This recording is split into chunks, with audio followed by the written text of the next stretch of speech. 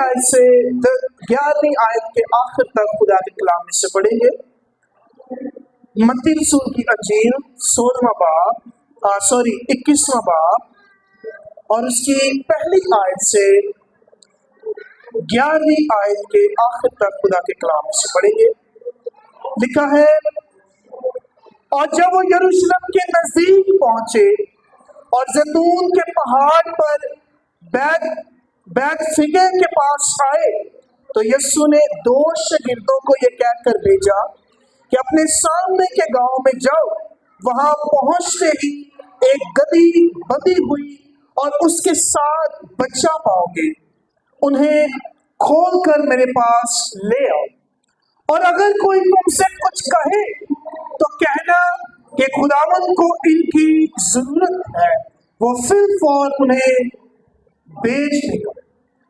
یہ اس لیے ہوا کہ جو نبی کی معرفت کہا گیا تھا وہ پورا ہو کہ سیون کی بیٹی سے کہو کہ دیکھ تیرا بادشاہ تیرے پاس آتا ہے، اور وہ حلیم ہے اور گدھے پر سوار ہے، بلکہ لادو کے بچے پر۔ پس شاگردوں نے جا کر جیسا یسوع نے ان کو حکم دیا تھا ویسا ہی کیا، اور گدھی اور بچے کو لا کر اپنے کپڑے ان پر ڈالے، اور وہ ان پر بیٹھ گیا، اور بھیڑ میں کے اکثر لوگوں نے اپنے کپڑے راستوں میں بچھائے، اوروں نے درختوں سے ڈالیاں کاٹ کر راہ میں پھیلائیں، اور بھیڑ جو اس کے آگے آگے جاتی اور پیچھے پیچھے چلی آتی تھی پکار پکار کر کہتی تھی، ابن داؤد کو ہوشنا، مبارک ہے وہ جو خداوند کے نام پر آتا ہے، آنے والا پر ہوشنا۔ جب وہ یروشلم میں داخل ہوا تو سارے شہر میں ہلچل مچ گئی، ہلچل پڑ گئی، اور لوگ کہنے لگے یہ کون ہے؟ بھیڑ کے لوگوں نے کہا یہ گلیل کے ناصرت کا نبی یسوع ہے۔ خداوند کے کلام کا پڑھا سنا قبول کیا جانا ہم سبوں کے لیے باعث برکت ہو۔ میرے عزیزو، جو کہانی اکثر ہم نے غالباً بچپن سے سنی ہے، اور ہو سکتا ہے کہ میرے پڑھنے سے پہلے آپ کو پہلے یہ زبانی یاد ہو، کیونکہ ہر سال ہم اس کلام کو پڑھتے ہیں جو واقعہ ہوا کہ یسوع مسیح نے اپنے شاگردوں کو بھیجا، انہیں کہا کہ گدھی کا بچہ اور گدھی کو لے آنا، لوگوں نے درختوں کی ڈالیاں بچھائی اور کپڑے بچھائے اور نعرے لگائے۔ ہم سب اس بات سے واقف ہیں، لیکن ضرورت ہے کہ خدا جو آج سب سے پہلے مجھ سے اور پھر تمام سننے والوں سے اس خاص دن سے جو خدا ہم سے توقع کرتا ہے کہ بطور ایماندار ہم کریں، ضرورت ہے کہ ہم اس کو آج خدا کے کلام سے سیکھ کر نہ صرف سیکھیں بلکہ اپنی زندگیوں میں اسے عمل میں بھی لائیں۔ پہلی بات، ہمارے گیتوں میں اور جب ہم چرچ میں ہوتے ہیں یا جلوس نکالتے ہیں تو ہم بھی اس نعرے کو بڑے جوش سے لگاتے ہیں۔ کون سا نعرہ؟ جڑا ایتھے لوگ لا رہے نے، ہوشنا۔ اور اکثر گیتوں کے اندر ہم شادمانی کے طور پر یا جلوس میں یا اپنے عبادتوں میں شادمانی کے طور پر، یعنی پرستش کے طور پر خدا کی پرستش میں اس نعرے کو استعمال کرتے ہیں کہ ہوشنا، مبارک ہے وہ جو خداوند کے نام پر آتا ہے، آنے والا پر ہوشنا۔ اور ہوشنا کا مطلب ہے رحم کر کے نجات دے، ہمیں بچا، ہوشنا، رحم کر ہمیں چھڑا۔ تو دوسرے لفظوں میں جب ہم نعرہ لگاتے ہیں جلوس میں، ہوشنا، تو ہم یہ کہہ رہے ہوتے ہیں رحم کر کے ہمیں بچا، رحم کر کے ہمیں نجات دے، کیونکہ اس کا مطلب ہو جانا کیا ہے کہ ہمیں بچا، ہمیں چھڑا، ہمیں نجات دے، ہمیں رہائی دے۔ تو اگر تو ہم پرستش کے لیے صرف اس کو استعمال کرتے ہیں کہ ہم خدا کی پرستش کر رہے ہیں، تو اور اگر ہم اسے اسی طور پر جیسا لکھا ہوا ہے اس لیے کہ لوگوں نے کہا اس وقت، آج ہم بھی کہتے ہیں، تو ہو سکتا ہے کہ نہ جانتے ہوئے شاید، مطلب ہم ہو سکتا ہے کہ اس بات کو سمجھتے نہیں ہیں یا ہم وہ کہنا نہیں چاہ رہے، لیکن ہم اپنی زبان سے کہہ وہی رہے ہیں کہ آج بھی ہم اس بات کو مسیح کو کہہ رہے ہیں کہ خداوند ابن داؤد ہمیں نجات بخش، ہمیں رہائی دے، ہمیں چھڑا۔ آج بھی ہم وہ نعرے لگا رہے ہیں۔ اور اس وقت کے لوگوں نے بھی اپنی ہی ضروریات کے مطابق، اپنی سوچ کے مطابق، اپنی عقل اور حکمت کے مطابق یہ نعرہ لگایا کہ ایک ایسا بادشاہ، کیونکہ وہ جانتے تھے کہ مسیح آئے گا اور وہ ہمیں چھڑائے گا، مسیح آئے گا، اور وہ کہہ رہے ہیں کہ ہم تجھے بادشاہ تسلیم کرتے ہیں۔ اور یہودی لوگ اس وقت یہ رواج تھا، صرف مسیح کے تعلق سے یہ بات نہیں ہوئی کہ یسوع مسیح آیا اس لیے انہوں نے کھجور کی ڈالیاں، درختوں کی ڈالیاں یا کپڑے راہ میں بچھائے ہیں۔ وہ بادشاہ کے استقبال میں یہی کیا کرتے تھے۔ جب بھی کوئی بادشاہ اگر جنگ جیت کے واپس اپنے ملک میں آتا تو وہ ایسے ہی کرتے تھے۔ تو وہ کپڑے بچھا کر، ڈالیاں بچھا کر، نعرے لگا کر مسیح کو یہ کہہ رہے ہیں کہ ہم تجھے بادشاہ تسلیم کرتے ہیں۔ لیکن اس میں فرق یہ ہے کہ وہ اس لیے اسے بادشاہ تسلیم کر رہے ہیں کہ یہ مسیح ہمیں رومی حکومت سے ان کو مارے گا، جنگ کرے گا اور ہمیں نجات دے گا، ہمیں چھڑائے گا۔ اور آج ہی ہو سکتا ہے کہ جب یہ ہمیں چھڑائے، حکومت ہماری ہو جائے گی، یہودیوں کی ہو جائے گی۔ وہ اس لیے مسیح کو بادشاہ تسلیم کر رہے ہیں، اس لیے وہ مسیح کو کہہ رہے ہیں کہ ابن داؤد ہم پر رحم کر، ہمیں چھڑا، ہوشنا، ہمیں بچا، ہمیں نجات دے۔ لیکن وہ یہ نہیں کہہ رہے کہ جس نجات کے لیے تو آیا ہمیں وہ نجات دے، بلکہ وہ اپنی حکمت کے مطابق کہہ رہے ہیں کہ ہمیں حکومت سے نجات دے اور ہماری حکومت قائم کر۔ لیکن یسوع مسیح اس لیے گدھے پر سوار ہو کے آیا، گھوڑے پر سوار ہو کے نہیں آیا، اس لیے کہ وہ صلح اور سلامتی کا شہزادہ ہے۔ ہم سب اس بات سے واقف ہیں کہ بادشاہ جنگ کا اعلان کرنے کے لیے اگر کسی ملک میں جاتا تو وہ گھوڑے پر سوار ہو کے جاتا، اور اگر کوئی فوج باہر یا بادشاہ کھڑا ہوتا کسی ملک میں حملہ کرنے کے لیے، اور اگر اس ملک کا بادشاہ جہاں پر حملہ ہونے والا ہے گدھے پر سوار ہو کر میٹنگ کے لیے آ جاتا، اس کا مطلب ہے کہ وہ ملک کا بادشاہ کہہ رہا ہے میں نہیں جنگ کرنا چاہتا، یہ دو گدھے تے بہ کے آپس۔ اور یہ یہودی لوگ اس بات کو جانتے تھے اور وہ دیکھ بھی رہے ہیں کہ یسوع مسیح گدھے پر سوار ہو کے آیا، وہ جنگ کرنے نہیں آیا، پھر بھی وہ یہ کہہ رہے ہیں کہ سانو نجات دے، سانو یہودیاں نال لڑ کے سانو بچا، چھڑا، نجات بخش۔ اور ہو سکتا ہے کہ آج کئی ایماندار بھی یہی چاہتے ہیں، ہو سکتا ہے کہ آج ہم بھی یہ چاہتے ہیں کہ مسیح یسوع ہماری توقعات کے مطابق، ہماری ایک حکمت، ہماری عقل کے مطابق کام کرے جو ہم چاہتے ہیں۔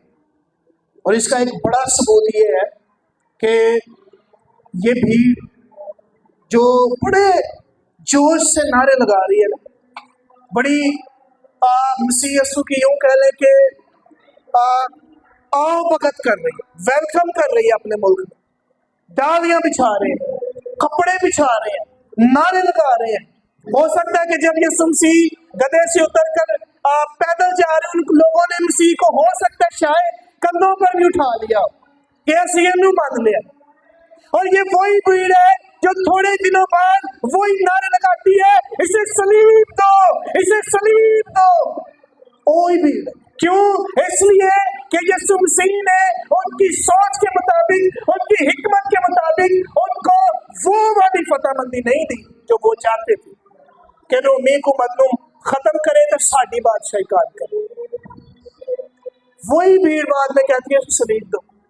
थोड़े दिन पहले कह रही है अब तुझे बादशाह तस्लीम करता हूं, थोड़े दिनों बाद वही भीड़ कह रही है इसे सलीब दो। और बतौर ईमानदार आज हमारे लिए भी ये कलाम है और सीखने की जरूरत है कि हम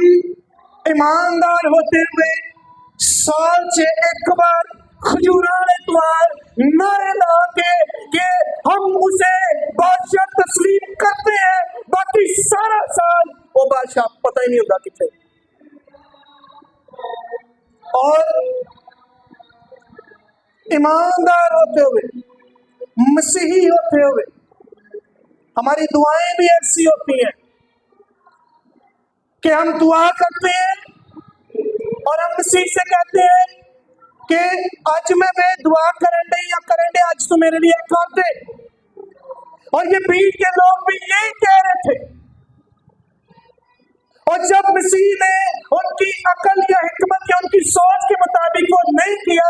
कोई खिलाफ हो गए, आमिर ने मुअद्दा फतवा दे। इसलिए आज हो सकता है कि हम ईमानदार जुबान से तो ये नहीं कहते कि इसे सलीब दो, इसे सलीब दो, लेकिन हमारे काम ऐसे ही है कि हम हर रोज मसीह को सलीब पर लटकाते हैं, ईमानदार होते हैं। और पौलुस कहते हैं ना अगर कोई शख्स तौबा करके फिर गुनाह करता है तो वो हर रोज अपने काम के सबब से यीशु मसीह को सलीब पर चढ़ाता है। हम कहते नहीं है उस भीड़ की तरह कि इसे सलीब दो, लेकिन हमारे काम ऐसे ही है कि हम यही जाहिर करते हैं कि बार बार मसीह को मरना पड़े ताकि मैं फिर रिहाई पाऊं। इसलिए ईमानदारों जरूरत है कि आप जब खुदा की तमजीद करें, इस बादशाह को तस्लीम करें, इसलिए कि ये वो बादशाह नहीं है जिसकी लड़ाई खून और गोश्त से, बल्कि ये वो बादशाह है, ये बादशाह इसलिए गधे पर सवार होके आया है ताकि रोमी हुकूमत से,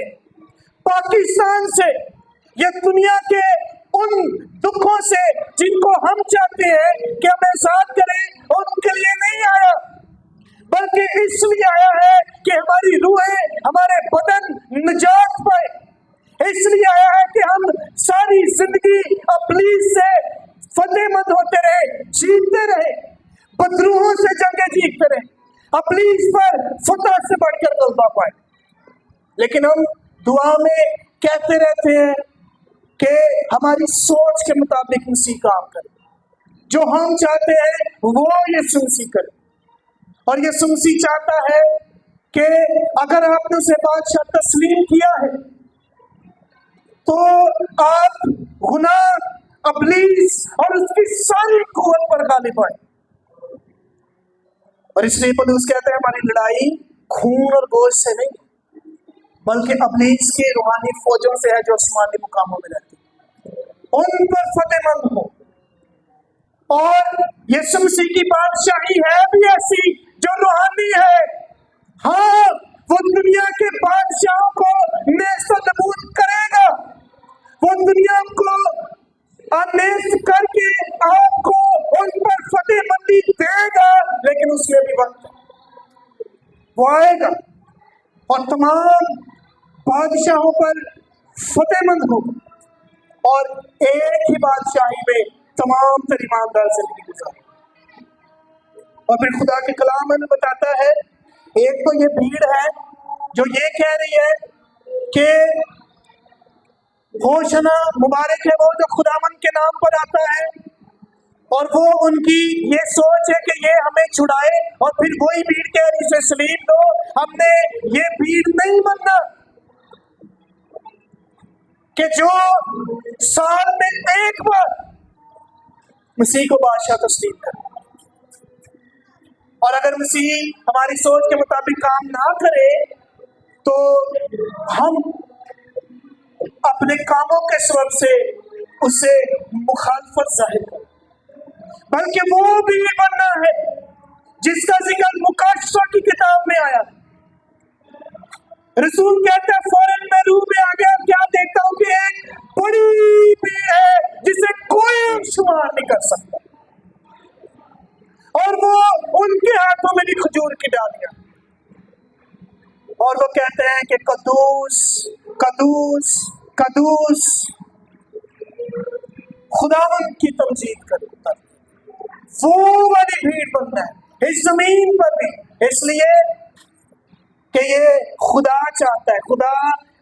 کلام میں لکھا ہے وہ ان سے راضی ہے جن کے وسیلہ سے وہ زمین پر صلح قائم کرتا ہے. اس لیے کہ آپ اس زمین پر رہ کر خدا کو ریپرزینٹ کرتے ہیں, آپ اس زمین پر خدا کے نمائندے ہیں. خدا آپ کے وسیلہ سے زمین پر اپنے آپ کو ظاہر کرتا ہے. تو اگر ایماندار ہوتے ہوئے جو اگر کسی بھی ملک کی امبیسی, وہاں کا جو سفیر یا امبیسڈر ہوتے ہیں, وہ جس ملک میں رہتے ہیں یا ان کا یہ ادارہ ہوتا ہے, وہ اپنے ملک کو اس ملک میں رہ کر ریپرزینٹ کرتے ہیں. وہ جس ملک میں ان کی امبیسی ہوتی ہے ان کو نہیں وہ ریپرزینٹ کرتے, بلکہ اپنے ملک کو کرتے ہیں جہاں سے وہ آئے, جس کے لیے ان کو رکھا گیا ہے وہاں پر, ان کو وہ ظاہر کرتے ہیں. تو ایمانداروں کو اس زمین پر آسمان کو, خدا کو, یسوع مسیح کو, روح القدس کو, آسمان کی چیزوں کو ریپرزینٹ اور ظاہر کرنے کے لیے رکھا گیا کہ آپ اپنے کردار سے, اپنی باتوں سے, اپنے کاموں سے اپنی بادشاہ کو ریپرزینٹ کریں, ظاہر کریں جو سب کا بادشاہ. اس لیے ضرورت ہے کہ ہم نے سال بعد یسوع مسیح کو, اور وہ بھی صرف لفظی طور پر بطور بادشاہ نہیں قبول کرنا, اور یہ بھیڑ کی طرح نہیں بننا, دوغلی بھیڑ یہی کہیں گے ہم اس کو, کہ اگر ان کی سوچ کے مطابق کام نہیں ہوا تو فوراً خلاف ہو, اگر انہوں مار چھڑو, انہوں قتل کر دو, سولی تے چڑھا. اور ہم بطور ایماندار ہوتے ہوئے اس وقت یہ ظاہر کرتے ہیں کہ اگر سال بعد آج چلے کہہ لیں کہ ہم چرچ میں بھی نعرے لگا رہے ہیں, آپ جلوس میں بھی اگر نعرے لگاتے ہیں, گھروں میں جا کر نعرے لگاتے ہیں, آپ اپنے اسٹیٹس میں بھی یہ لکھ دیتے ہیں, ایسی تصویریں لگا دیتے ہیں کہ بادشاہوں کا بادشاہ یسوع بادشاہ ہے, وہ بادشاہ ہے, اور آپ سب کو مبارکباد بھی دیتے ہیں. لیکن جب ایک پیر آ رہا ہے, اگلا دن آ رہا ہے, ہمارے رویے, ہماری بات, ہمارے کام وہی ہے جو ایک پرانے انسان کے تھے جس کو ہم یہ دعویٰ کرتے ہیں کہ سالوں مار چھٹے مسیح, جس کے لیے ہم یہ دعویٰ کرتے ہیں کہ ہم نے جب مسیح کو قبول کیا تھا ہم نے اپنی پرانی انسانیت کو چھوڑ دیا. اس وقت ہم اس بھیڑ کی طرح ہی بن جاتے ہیں جو تھوڑے دن بعد کہتی ہے اس سلیب تک. ہم اپنے کردار سے یہی ظاہر کر رہے ہیں. اس لیے ضرورت ہے ایماندار کہ اس بھیڑ کی طرح نہیں بننا, بلکہ اس بھیڑ کی طرح بننا ہے اس زمین پر رہتے ہوئے جو آسمان پر ہے, جس کا اظہار یا جس کا دیدار یوحنا رسول کو کروایا گیا. وہ والی بھیڑ اس زمین پر رہ کر آنے بنے, تاکہ ہم اس زمین پر رہ کر خدا کو ظاہر کریں, خدا کی خوبیوں کو ظاہر کریں اپنے بہتر کردار سے.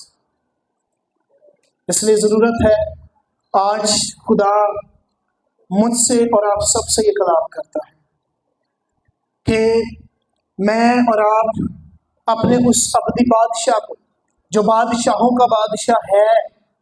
और उसकी बादशाही जिसका कभी आखिर नहीं होने वाला, बल्कि वो तमाम तर जो ज़मीन के बादशाह कहलाते हैं उनका भी बादशाह। और अगर आप उसकी बादशाही में इस ज़मीन पर ज़िंदगी बसर करते हैं तो इसका मतलब है कि आपकी हैसियत बतौर